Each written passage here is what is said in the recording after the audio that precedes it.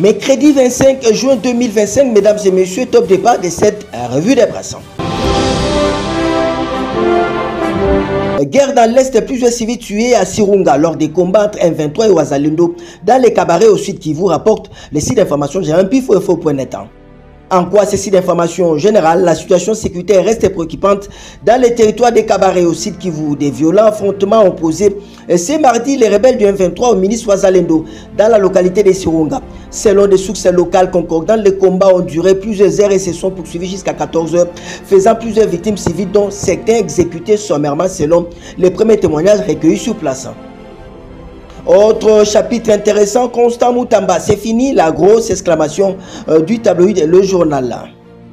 En quoi notre confrère ministre de la Justice et garde des Sceaux, la position de Constant Moutamba au gouvernement Soumino a été devenue incertaine depuis qu'il avait déposé sa démission au président de la République avant d'être reçu par ce dernier pour un tête-à-tête de 2 heures dont les contenus n'avaient pas filtré, donnant libre cours aux supputations en tout genre. Pour d'aucuns, le président de la République avait validé ses démissions, tandis que pour d'autres, Tshisekedi n'avait pas accepté que Moutamba quitte l'exécutif.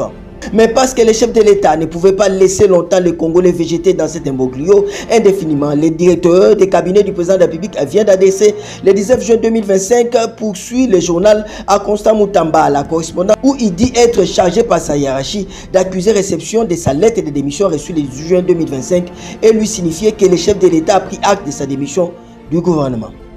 On va terminer par cette affaire qui défraie la chronique à Kinshasa. Les plans anti-embouteillage vacillent alors que la copie du général a reçu le financement du gouvernement central pour protéger les pouvoirs d'achat. 350 000 $, des questions au général Kantou à la une du tri hebdomadaire panafricain que l'Afrique Africa News. En quoi notre confrère, face à l'aggravation des embouteillages dans la ville de Kinshasa, le gouvernement provincial dirigé par Daniel Bumba a mis en place une série de mesures visant à améliorer la fluidité du trafic. Toutefois, ces décisions ont rapidement provoqué une grève des chauffeurs de poids lourds opérant sur l'axe Kinshasa-Matadi, tout en entraînant un début de flambée des prix de certains produits essentiels dans la capitale tels que les ciments, les fers à béton et d'autres marchandises importées. Pour désamorcer la crise, le gouvernement central est intervenu avec une mesure forte, la régulation de la circulation des camions dans toute la ville de Kinshasa, signé par le vice-premier ministre en charge de l'économie, le professeur Daniel Moukoko Samba.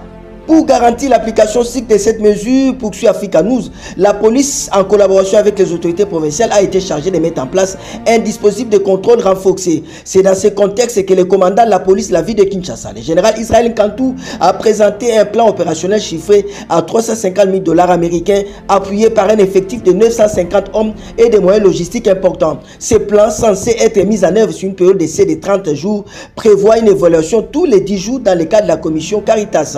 Cependant, poursuit Africa News, depuis la réception des fonds et des moyens matériels, le général Kantou s'est fait discret, rapporte des sources proches du dossier. Aucun rapport, aucun signal clair sur l'état d'avancement du plan ou ses premiers résultats. Ce silence suscite des interrogations légitimes sur la gestion de 350 000 $ présumés débloqués par le gouvernement, selon des sources généralement bien informées. Des questions fusent. Le général a-t-il reçu les fonds? Où sont les engins commandés? Dans quelles zones sont-ils opérationnels?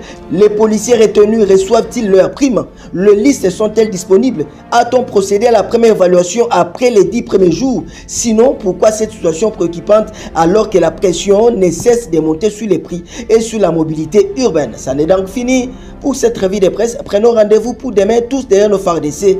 Bende le Koyate Congolais Téléma.